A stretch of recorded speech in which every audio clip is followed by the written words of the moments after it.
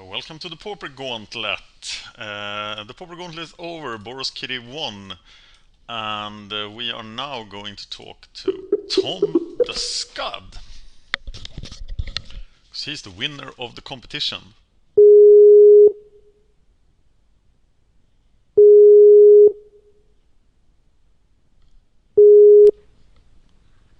Hi, Tom. Hey, Hey. so what's up?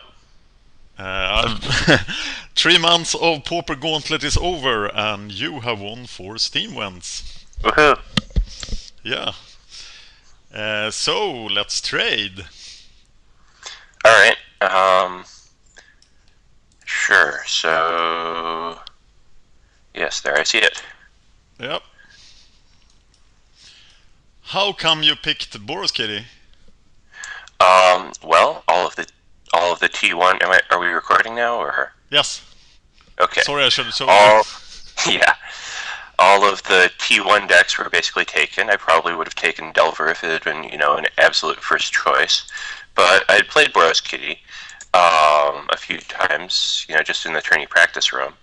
And it had struck me as very consistent, and of the decks that were left, it seemed like the one that was least likely to just fold of its own accord, to just kill itself with its own inconsistency, and that was what I was kind of looking for in these decks. Let's see what. No, I can search for Steam Vents. Yeah. Were you ever? When did you first think that you could actually win? Boy, that would probably have been when all of the T1 decks started getting sniped out of existence. Yes. Like, as soon as Delver was gone, and the Storm decks got banned, and then I was like, huh, okay. Alright, well, I think this is a fair trade for Steam Vents for nothing. Yeah, but it's actually extra fun to give this to you, because you were also a brewer, right? In the Gauntlet. I was. I gave you sort of a brewer. I made a few changes to an existing deck. I really just wanted to see the deck in there, which was the Damn Rats, the Songs of the Damned deck. Oh yeah. Unfortunately, that one died almost immediately, and I didn't give you a very good sideboard plan. But I'm sure I didn't play it very well either. Well, there was no winning that particular matchup. I think that was against the Storm deck. So anyway, it just didn't work. Yeah. Too slow. I never expected so many decks to lose so early. The first day, then I was 1-8, I think, and then BorosKitty saved me. Just a second. I'm in a game with somebody, and I'm just going to apologize and sorry. leave because.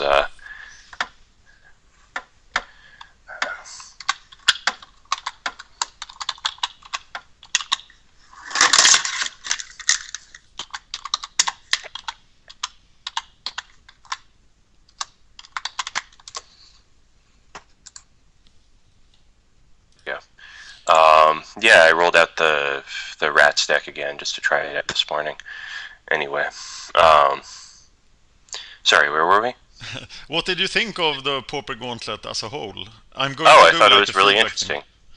It was very interesting to see all of these decks, all of these different decks being played by somebody, and it was kind of entertaining seeing you make some mistakes on some of those decks. But I did, didn't I? And I voted to bring back the red-black Tortured Existence deck just because I wanted to torture you a little bit more with that one, but other people didn't agree. Yeah, I know now why the card is called Tortured Existence, because it's a torture to play it. Yeah.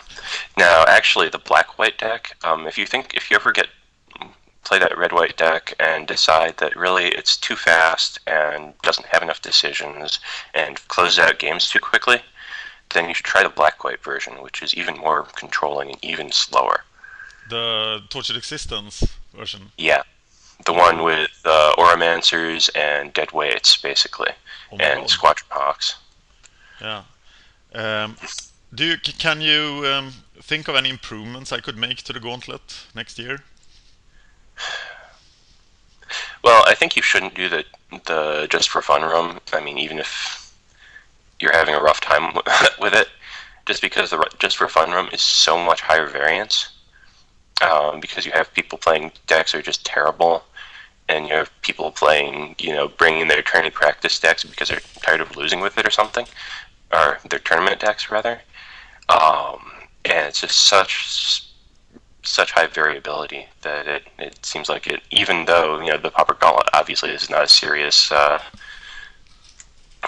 competition or whatever. It's the variability is part of the fun, but I thought that was not a great plan just because of that, because the just for fun room isn't really very much just for fun. But other than that, no, I thought it was a really an interesting idea. I thought it was kind of crazy when I first read about it, and I still think it's kind of crazy. But if you're up for playing all these decks, then that's a lot of entertainment for the viewing public. I was playing all those Pauper matches anyway, so I was thinking that I could do something structured with it. But you're absolutely right about the just for fun round. That was very sort of, one match was against Monoblue Stormpost, played by someone who knew how to play it, and one match was against Treefolk Elf Fairies. Yeah. Yeah. I'm going to do. Sorry. Sorry, I was going to say, I used to play in the Just for Fun room with my crappy decks when I didn't feel like, when I knew that the deck was not going to be competitive, but it's just such a huge, it's like either you're playing against somebody you feel bad about beating, or you're playing against somebody who's obviously trying to snipe an easy win for some reason or another. And yeah, it's unfortunate. I wish there was a better matching system on this in this game, so that you could actually match up with a deck that was of a similar level of competitiveness or whatever. Yeah. I'm going to do a feedback round for this Pauper Gauntlet, sort of evaluating the Pauper Gauntlet. I think I'm going to run that on the 18th of November on Pure, and with videos and stuff, so we can really evaluate what should be there and what should not be there. Do you think the length was okay? This was over 3 months. Well, if you think the length was okay, I miss it already. Actually, I think it dragged a little bit. there were big pauses because I thought it would take longer. So it was timed on the Pure articles, and I wanted to only write about it every other week. Right. So there were big gaps in the middle where I couldn't play. Right. But I think the solution to that might be to just run more decks. And just have an even bigger slaughter right at the beginning. Yes. Although who knows what'll last out, that 5-color green, which really was just the absolute epitome of the deck. What I was talking about, the kind of deck that just totally self-destructs every so often. And what's it's called?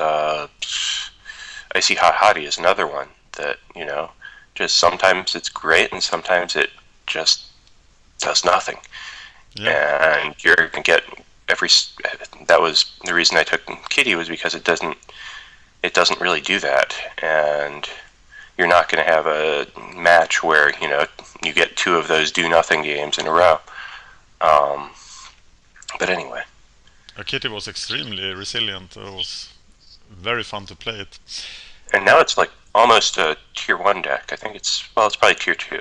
But it's doing really well in the dailies these days. Yeah, it is. There's 2 or 3 guys who are regularly doing 3 1s and 4 0s. Did you see that Chris played Illusory Tricks? I did. 2-3-1 finish in a daily. So I think there is some sort of value in this casual race. I'm still waiting for somebody to place with the Walls deck. The Love Train. I honestly think that one could be competitive. It has so much card draw that that it seems like it should be able to draw through the hate. Although, I guess not. I guess only if Mono Black black starts to fall down, because really playing it in a meta full of I kill your thing is probably not a good idea. It was quite well adapted to the meta before the bannings if it didn't run into Fissure. So all the decks that survived Fissure, they had a bad time with Loud Train. Yeah. Anyway, thank you and congratulations for your win. Well, thank you. And nice talking to you. And actually, one question for you. Oh, which go is, ahead. How long should I hang on to these Steam vents? It's an MTG Finance phenomenon that people think that they are not going up at all. I am starting to panic. Sorry, what do you say? Yeah, my personal guess on these is I'm going to hang on to them until they print. They haven't printed a blue-red Scryland yet, right? That's right. Yeah. I think I'm going to wait until they print the blue-red Scrylands, and then if I was feeling like gambling, I guess I would wait till the first Pro Tour after that. But I think I will just dump them on the market as soon as the blue-red Scryland is printed or announced. But the first Pro Tour after that is modern, I think. So forget Steam, that. And it's only a week after Born of the Gods is released. Anyway, the first Pro Tour after, or the first, maybe not the first Pro Tour, but until results start rolling in case somebody does come up with a blue-red deck that people like. But I think I will just dump them as soon as they say which expansion they're printing them in. They are printing them in Born of the Gods. Oh, they do? Yeah. When the did Return they to Ravnica duels pairs are printed in Born of the Gods. So Iset, Golgari, Celestia, etc. Where did you see that? They said that during on the mothership when they released the card list for Theros. So Theros is Gatecrash combinations. Oh, okay. I hadn't made that connection. But I think also the traditional highest value of last year's block, for example, Innistrad rose to its highest value ever in February of 2013. So I think February 2014, right after Born of the Gods is released, right after that Pro Tour, that's the time to sell the Steam ones. Okay, thank you. But definitely don't hold on to them until rotation.